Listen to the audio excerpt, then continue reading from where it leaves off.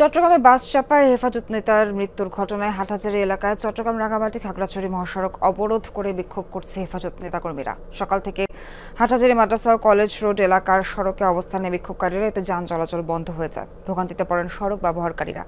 অবরোধকারীদের দাবি, হেফাজতে ইসলাম বাংলাদেশের নির্বাহী সদস্য ও আল হিকমা মাদ্রাসার সাবেক মুহতামিম মাওলানা সোহেল চৌধুরীকে পরিকল্পিতভাবে বাস চাপা দিয়ে হত্যা করা হয়।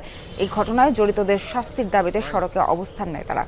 গতকাল বিকেলে রাউজান থেকে মোটরসাইকেলে হাটহাজারী যাওয়ার সময় বাস চাপায় গুরুতর আহত হন হেফাজত নেতা সোহেল চৌধুরী। তাকে উদ্ধার করে চট্টগ্রাম মেডিকেলে নেওয়া হলে চিকিৎসক মৃত ঘোষণা করে। ঘটনার পর ঘাতক বাস ও চালককে আটক করে পুলিশ।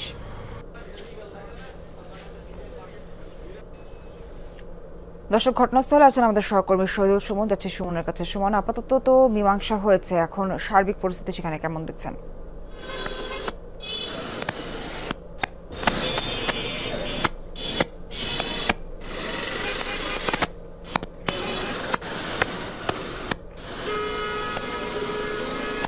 সোহার, সকাল 7টা থেকে চট্টগ্রাম রাঙ্গামাটি এবং চট্টগ্রাম খাগড়াছড়ি দুটি সড়কে আসলো মহাসড়কই হেফাজতের নেতাকর্মীরা আসলো তারা অবরোধ করে এবং তারা 11টা 10 পর্যন্ত সেই অবরোধ কর্মসূচি চালিয়ে যায়। এরই মধ্যে আইন শৃঙ্খলা বাহিনী অর্থাৎ হাটহাজারী থানা পুলিশের সাথে তাদের একটি বৈঠক অনুষ্ঠিত হয় এবং সেই বৈঠক থেকে তাদের যে দাবি ছিল, অর্থাৎ হেফাজত ইসলামের যে কেন্দ্রীয় নেতা সোহেল চৌধুরী তিনি নিহত হয়েছেন গতকাল বাস চাপায়, তার মৃত্যুর ঘটনায় মামলা, ক্ষতিপূরণ সহ অন্যান্য যেসব দাবি ছিল তাদের, সেই দাবিগুলো পূরণের আশ্বাস দিয়েছে আইন শৃঙ্খলা বাহিনী। তারপর পরই আমরা দেখছি যে হেফাজতে যারা নেতাকর্মীরা রয়েছেন তারা সড়ক ছেড়ে উঠে যাওয়ার পরপরই যান চলাচল স্বাভাবিক হয়। তার আগ পর্যন্ত আমরা দেখেছি এখানে শত শত গাড়ি এখানে আটকা পড়েছে এবং হাজার হাজার মানুষ কিন্তু পায়ে হেঁটে তাদের যে গন্তব্য সেটি পার হতে দেখেছি। এবং তারা বলছেন যে এই যে হঠাৎ করে তাদের যে কর্মসূচি, সেই কর্মসূচির কারণে তারা বেশ ভোগান্তিতে পড়েছেন। বিশেষ করে সকালে যারা শহরগামী ছিলেন,